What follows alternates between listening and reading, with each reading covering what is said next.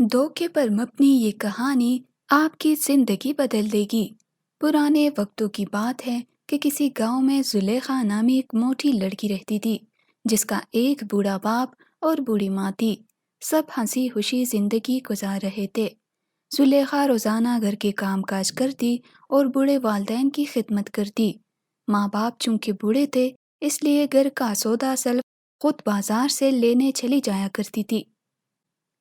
जुलेखा एक खूबसूरत दराज कद नीली आंखों वाली लड़की थी। सौदा लाते वक्त वो अकेली गुनगुनाया करती थी। उसका ख्याल था कि गाना गाने से बोर नहीं होंगी। मामूल के मुताबिक एक दिन जुलेखा सौदा ला रही थी और साथ में गुनगुना भी रही थी कि एक सब्जी फरोश ने जुलेखा की सुरीली आवाज़ सुन ली। सब्जी फरोश भागता हुआ जुलेखा के पीछे आया और उसे कहने लगा, ये खूबसूरत आवाज़ आपकी थी क्या? जुलेखा ने कहा, जी हाँ, मेरी ही थी। इस तरह वो चुपचाप अपनी रेहड़ी की तरफ चल पड़ा। वो रोज़ाना जुलेखा के आने का इंतज़ार करता और इस बात की खोज लगाने में दिन भर लगा रहता कि कहीं से जुलेखा नजर आ जाए। इत्तेफाक से जुलेखा के घर मेहमान आने वाले थे, जिसके लिए जुलेखा को ज़रूरी सामान लाने के लिए दोबारा बाजार जाना पड़ा और सब्जी फरोश को वही सुरीली आवाज़ दोबारा सुनाई दी। इस दफ़ा उससे रहा ना गया और जुलेखा को थोड़ी देर के लिए ठहरने का बोला। जुलेखा भी मान गई। जुलेखा चूंकि गरीब फैमिली से ताल्लुक़ रखती थी, इसलिए उसको सब्जी फरोश के साथ बात करने में कोई दुश्वारी नहीं थी। बातों बातों में सब्जी फरोश ने जुलेखा को माँ बाप के खिलाफ उकसाना शुरू कर दिया कि तुम इतनी हसीन और जमील और खूबसूरत आवाज़ वाली लड़की हो, क्या सारा सारा दिन माँ बाप की खिदमत करने में लगी रहती हो? हुलिये से तो जैसे नौकरानी लग रही हो। थोड़ा खुद पे ध्यान दो, तुम किसी मॉडल से कम नहीं हो।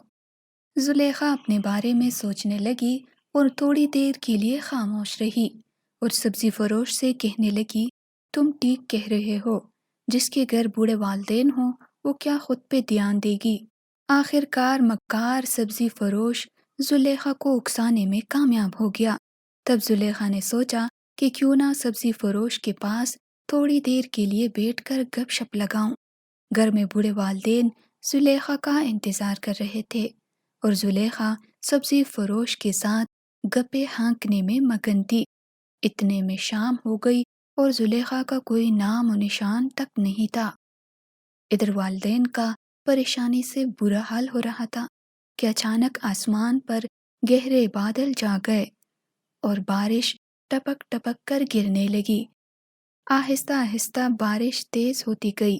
कितने में जुलेखा को घर जाने का ख्याल आया। वो तेजी से घर की तरफ दौड़ने लगी। इस दफा वो दिल ही दिल में खुद को गालियां दे रही थी कि मैंने फजूल में सब्जी फरोश के पास टाइम ज़ाया किया और उसके बहकावे में आ गई। जुलेखा शदीद बारिश में रात के अंधेरे में तेजी से घर की तरफ जा रही थी और सोच रही थी कि अगर मेरे इस धोखे का माँ बाप को पता चला तो वो मर जाएंगे। घर पहुंचते ही जुलेखा ने माँ से कहा कि आज पूरे बाजार में लोगों का हजूम था, जिसकी वजह से मैं हजूम के दरमियान में फंस गई थी और घर देर से पहुंची। इस कहानी से हमें ये सबक मिलता है कि हमें कभी भी किसी के बहकावे में आकर अपने वालिदैन को धोखे में नहीं रखना चाहिए। जुलेखा को अपनी गलती का एहसास वक्त पर हो गया। कहीं ऐसा तो नहीं कि आप भी किसी के बहकावे में हो और अभी तक आपको अपनी गलती का एहसास भी नहीं। सोचिए ज़रूर।